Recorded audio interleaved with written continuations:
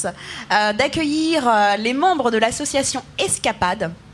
En fait, Liberté Mobilité, vous êtes implanté également dans le 12e arrondissement. Et je vais vous laisser, en fait, Daniel, en fait, présenter l'association Escapade. Donc, peux-tu me dire, peux-tu me raconter, en tout cas brièvement, la naissance de l'association Escapade? Oui, alors, une idée toute simple, quand on aime la nature, on peut quelquefois regretter que ce ne soit pas suffisamment partagé par un certain nombre de personnes qui, du fait de leurs difficultés de mobilité, handicap, âge, etc., n'ont pas accès au même plaisir que nous pouvons éprouver nous-mêmes. Voilà l'idée de base de l'association. Donc c'est là dont est venue la naissance de ce projet. C'était donner la possibilité aux handicapés de faire les mêmes activités que les personnes... considérés comme normaux, mais on est tous normaux au final dans nos différences. Oui, à partir de ce constat des besoins, c'est de remarquer qu'il existe du matériel adapté qui permet de rendre les services qu'on est en droit d'attendre, mais que les envies et les besoins ne rencontrent pas toujours le matériel à pied d'œuvre. L'idée était donc d'intercaler entre les besoins des utilisateurs et les territoires sur lesquels on va pouvoir se déployer, d'intercaler un dispositif de mise à disposition de matériel. Et c'est toi qui es à la naissance de ce projet, tu es le président actuellement, mais est-ce qu'il y a eu d'autres personnes qui t'ont permis en fait de créer cette association? Oui, ça fait 16 ans maintenant que je suis à l'origine. D'accord. J'attends du renfort pour me remplacer. Très bien. Et donc Adeline, quelle est ta fonction exactement au sein de l'association Escapade? Alors, je suis chargée de développer les activités sportives et les activités en direction des seniors. D'accord, et donc peux-tu nous en dire plus sur ces activités et programmes qui sont proposés et quel type de public que vous touchez? Alors, dans notre public, comme l'objectif de l'association, c'est l'accès à la nature pour ceux qui n'ont pas les moyens d'y accéder. Et donc, on a notamment les personnes à mobilité réduite qui n'ont pas accès du fait de l'accessibilité pratique de la nature. Et donc, les personnes à mobilité réduite, on a des programmes d'activités autour des 4 saisons, de l'évolution de la nature. On a des activités autour... on a un programme qu'on appelle Permis Nature, c'est pour... appréhender un peu mieux notre moyen de se déplacer, d'apprendre à bien le véhiculer, le conduire. On a également un autre programme qui est Escapadez-vous. Donc là, c'est juste des petites escapades de façon ponctuelle. Et un dernier, le sport qu'on construit au sein de l'association, le biathlon On dit valide. Donc là, c'est vraiment pour amener une activité sportive, accessible. Et c'est un biathlon. Donc c'est formé d'une course d'orientation et d'une épreuve de sarbacane. Donc voilà, un sport en tant que tel. Donc ça, c'est en direction des personnes à mobilité réduite. Après, il y a aussi également les personnes âgées et sédentaires qui n'ont pas aussi accès à cette nature-là de fait de leur capacité, peut-être leur condition physique. Et donc on a mis en place des programmes d'activité physique régulières pour des personnes âgées qui sont sédentaires. Donc on a différents programmes pour se mettre en route une fois qu'on a accédé à une activité physique plus ou moins régulière, persévérer dans la durée, puisque la régularité, c'est ce qu'il y a de plus important dans l'activité physique. Voilà. Et voilà, on a différents programmes comme ça.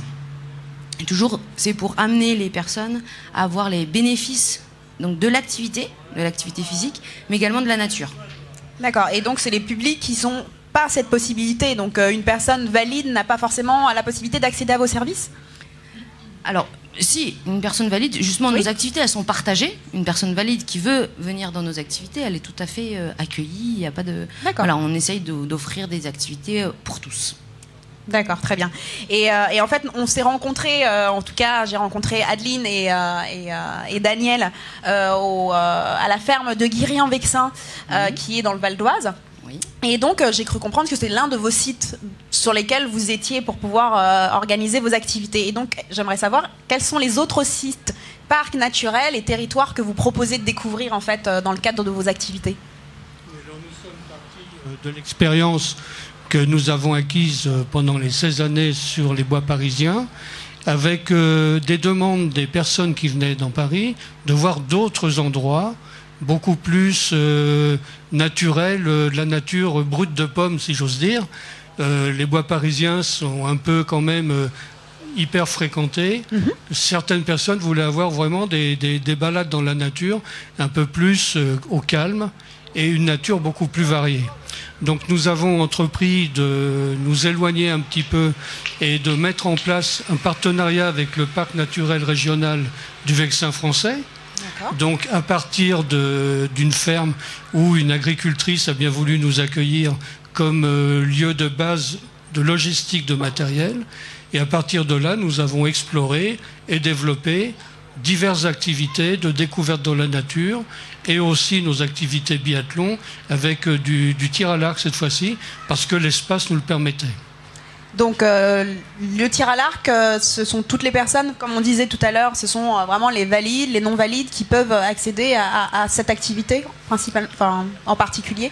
Oui, notre idée c'est de faire en sorte que tout le monde puisse participer et nous trouvons, nous, les moyens nécessaires qui vont permettre à chacun de participer selon ses capacités. Et il n'y a que le site, il n'y a que le territoire du Vexin sur lesquels vous donnez la possibilité de découvrir juste le Vexin ou il y a d'autres endroits? Alors pour l'instant, oui, le Vexin, d'autres endroits sont en projet, plus ou moins avancés. Mais pour mettre en place une telle logistique, ça nécessite du temps, ça nécessite des contacts, de nouer des partenariats. On ne fait pas tout seul. On se rapproche des autres structures associatives, mais également des collectivités territoriales. D'accord. Et depuis la création de l'association Escapade, donc les balades en nature sont possibles grâce à l'utilisation de véhicules motorisés. C'est vraiment un service qui est au cœur de votre activité. Donc, peux-tu nous expliquer en fait le principe? Alors, on utilise pour les personnes à mobilité réduite des petits véhicules tout-terrain électriques qu'on appelle des petits modules évasion qui servent. En fait, le principe, c'est la personne qui a en fauteuil va pouvoir rentrer dans le véhicule avec son fauteuil. D'accord. Et après, la conduite se fait avec un joystick.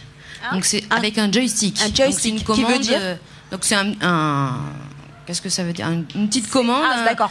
C'est une manette. Voilà, d'accord. Une manette, qui se rapproche un peu de la manette des fauteuils électriques que les personnes peuvent utiliser dans leur quotidien quand elles ont un fauteuil électrique. D'accord. Et donc, l'aspect joystick donne une possibilité justement à avoir un accès à un plus grand nombre. Une personne qui va être hémiplégique on va l'utiliser avec sa main valide, par exemple. D'accord. Donc, on a les véhicules.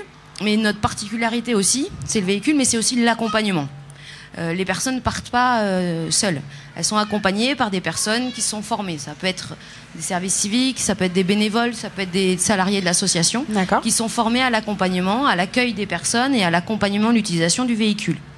Et ça permet au plus grand nombre de pouvoir participer à nos activités en fonction de leur degré d'autonomie. Ils auront soit une conduite totalement autonome et l'accompagnateur sera là pour des conseils, la sécurité, pour le lien social. D'accord. Et après, en fonction, il peut être en main guidée, comme on dit, ou la personne peut être totalement conduite si elle ne désire pas conduire, si elle veut simplement profiter de la rando en étant vraiment détachée du fait de se déplacer. D'accord. Et voilà, donc on peut offrir tout ça. Donc il y a le véhicule qui est un moyen et puis il y a l'accompagnement qui est une solution. Et donc ce véhicule, la personne handicapée a la possibilité de rentrer avec son fauteuil. Elle rentre avec son propre fauteuil dedans et après on a un système où on verrouille, on met de la sécurité pour qu'on puisse partir en randonnée. D'accord.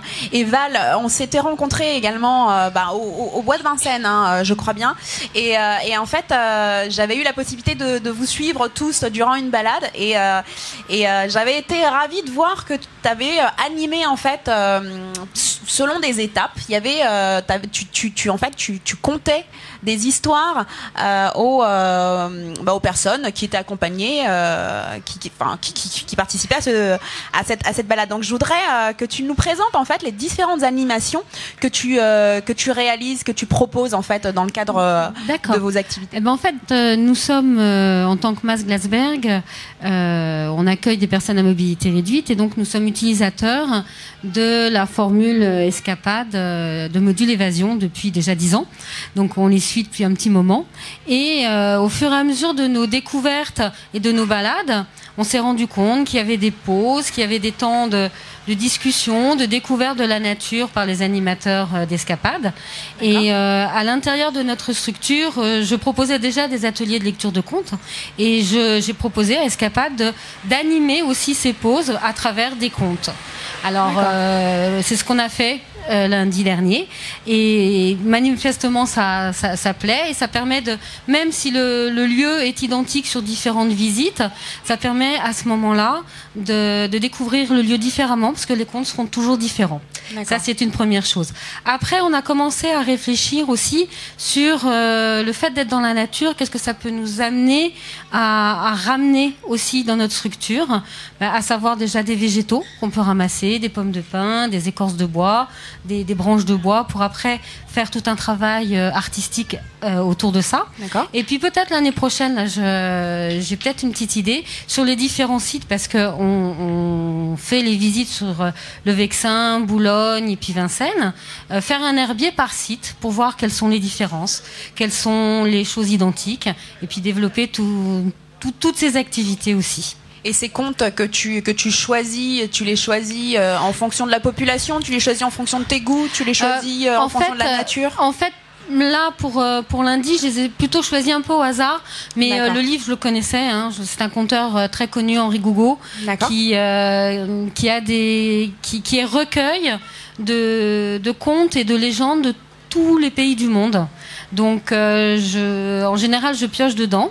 Et puis après, on va peut-être développer des thèmes pour vraiment amener des balades à thème, peut-être avec des thèmes particuliers. Création du monde, ou la forêt, ou des personnages. Ça, ce sera à travailler avec Escapades. Donc, c'est principalement les contes pour l'instant. Et des ateliers artistiques lorsque quand on va récupérer des matériaux à l'automne, parce qu'on ne cueille rien, on récupère, on prend ce qui est sur site, sans détruire, bien sûr. D'accord. Et nous avons la chance aussi aujourd'hui de recevoir Fanny et Margot qui font un service civique pour ta part. Fanny, et toi Margot, tu es étudiante à Subdeco, c'est ça ? À La Rochelle, et donc toutes les deux vous investissez au sein de l'association Escapades, et donc je voudrais connaître les raisons en fait qui vous ont amené toutes les deux à vous dire allez, je vais faire mon service civique ou mon stage d'études dans cette association. Moi personnellement, déjà c'est une condition de diplômabilité d'effectuer une mission humanitaire de moins 3 mois dans une association pour mon programme. D'accord.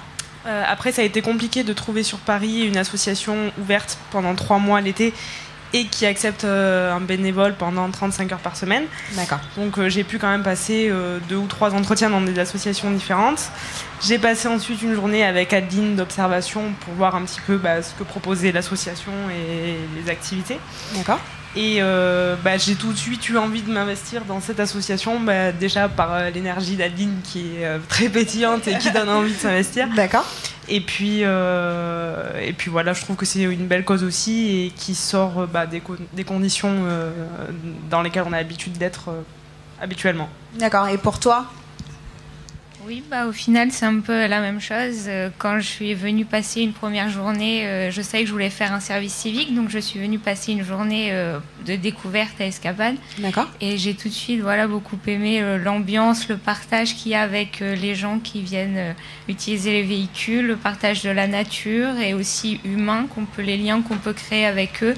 À chaque fois, et ça m'a beaucoup plu, donc voilà. C'est le tissage, c'est le fait de tisser des liens en fait avec ces gens-là qui c'est cette expérience. Ouais. C'est super intéressant, enrichissant pour nous aussi au final d'avoir ce partage-là avec eux. D'accord.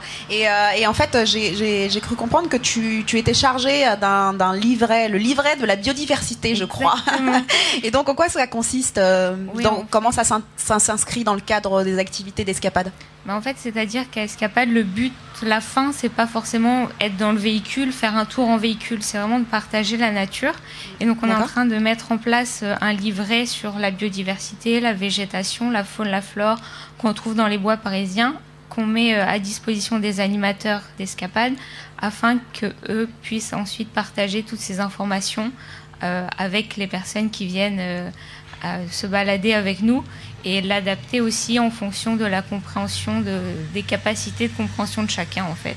D'accord, et ça c'est de ton initiative? C'est parce que tu l'as constaté que c'était quelque chose que tu aurais pu apporter ou Non, ça fait je pense longtemps que le projet de faire les livrets est en place. Il y a plusieurs services civiques qui ont travaillé dessus et là du coup on essaye de le mettre en forme, une forme finale sous forme de questions-réponses avec des indices justement pour faciliter l'adaptation du partage selon chaque personne qui... D'accord. Et je voudrais savoir, pour toi, qu'est-ce que ça t'apporte alors de faire, d'avoir cette expérience je ne sais pas si c'est du bénévolat, pas vraiment, mais oui. Un stage bénévole. Un stage bénévole, oui, on peut dire ça comme ça. Alors, je suis pas partie avec un objectif précis pour cette mission, hormis celui de sortir de ma zone de confort habituelle, on va dire. D'accord. Et en fait, ça apporte plein de choses. Déjà le partage, tout simplement humain. Aussi apporter son soutien tous les jours dans des activités où on sent que on fait plaisir aux gens et on les aide à mieux vivre leur quotidien ou leur apporter un peu de bonheur, un peu de joie dans ce qu'ils n'ont pas l'habitude de faire habituellement. Donc c'est donnant en fait. Eux nous apportent beaucoup et on leur apporte aussi une dose de joie au quotidien, on va dire. D'accord. Et sachant que vous êtes jeune et je voulais savoir, c'est vrai que la plupart du temps, on pourrait se dire je suis jeune, je préférais faire mon stage, je sais pas, à la télévision, quelque chose peut-être un peu plus sexy. Enfin, peut-être que je dis des bêtises aussi en disant ça. Mais voilà. Enfin, vous, en tant que jeune, avec cette expérience associative, je pense que c'est parce qu'on est venu chercher, le sexy glamour, dans ce type de mission, on est vraiment là pour une cause humaine, quoi. Pour le coup. D'accord. Voilà. Est-ce que c'est des choses que vous parce que par exemple j'avais rencontré dernièrement lors de cette sortie, je sais plus c'est quoi son prénom, qui était Maxime, qui était venu de Los Angeles, c'est ça, pour faire un stage à Escapade. Alors si vous nous regardez de Los Angeles, vous avez la possibilité de venir faire des sorties culturelles avec Escapade. Et ce jeune homme, c'était formidable. Il parlait très bien français et donc on a pu échanger. Et il nous disait que là, il a pas pu venir parce qu'il allait à Biarritz. Donc la destination super sexy pour aller faire du surf en plus. Donc ce genre il fait deux expériences complètement opposées. Oui. Et je lui disais, est-ce que tu vas partager cette expérience sur Instagram par exemple ou sur Twitter avec ses amis? Et il me disait oui, pourquoi pas, mais c'était pas forcément l'objectif. Mais pour toi, c'est un peu pareil? Est-ce que c'est sexy de... Je me suis pas vraiment posé la question, honnêtement. Après, le but, c'est de trouver une mission plutôt constructive que l'apparence en fait qu'on peut donner aux autres. D'accord, très bien. Et donc, je reviens vers toi, Daniel. Je voudrais savoir quels sont en fait ou Adeline, je ne sais pas qui pourra répondre, les perspectives des 2-3 prochaines années de l'association Escapade.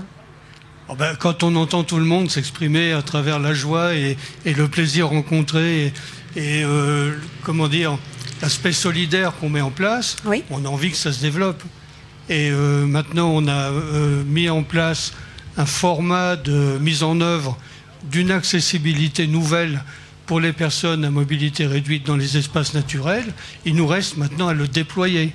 D'accord. Donc pour le déployer, comme j'expliquais tout à l'heure, ça prend du temps parce qu'il faut mobiliser des territoires qui ont envie de mettre ça en place. C'est pas nous qui allons pouvoir nous projeter partout où il y aura des demandes. Donc il faudra transmettre les bonnes pratiques sur les territoires qui seront candidats. D'accord. Trouver les partenaires qui seront les opérateurs d'activité. Et ça prend du temps, c'est de la formation.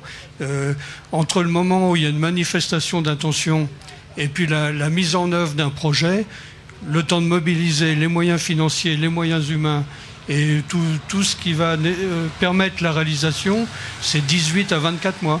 Ah oui, quand même, c'est un long processus. C'est un gros boulot. Effectivement. Et donc les partenaires ou les institutions ou les bénévoles qui voudraient rejoindre l'association Escapade, vous avez un site internet ? Alors bien sûr, escapadelibertémobilité.org. D'accord, tout attaché en tout attaché. D'accord. Et vous avez une page Facebook ?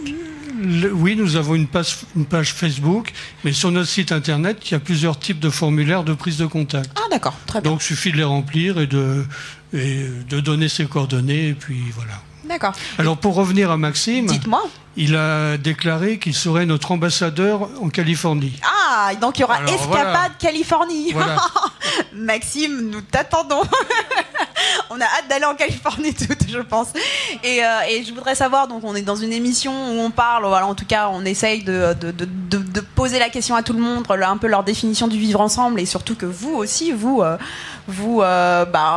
contribuez un peu à cet esprit de vivre ensemble. Donc je voudrais savoir, est-ce qu'il y en a entre vous, quelqu'un qui voudrait répondre à cette question? Alors j'ai le micro, j'en profite. Allez-y. Pour moi, la définition spontanée comme ça, c'est entraide mutuelle dans la solidarité. D'accord. Quelqu'un d'autre? Pour moi, qui conçoit, c'est partager et avoir envie d'échanger et de faire plein de choses ensemble. D'accord. Oui, je suis d'accord, c'est le partage. Dans un objectif aussi, dans l'aspect du lien social aussi. D'accord. L'aspect de partage et de lien. D'accord, très bien. Et pour dis-moi. Pour moi, ce serait de profiter en fait de l'instant présent en restant attentif aux besoins des autres avec bienveillance. D'accord. Et pour ta part? Bah oui, pareil, vraiment le partage, la volonté de partager un espace commun en bonne intelligence, dans le respect de chacun. Voilà. Super. Bon, en tout cas, je vous remercie à tous les 5 d'être venus nous faire découvrir l'association Escapade je fais un petit coucou à Maxime aussi. Merci à tous les 5. Merci.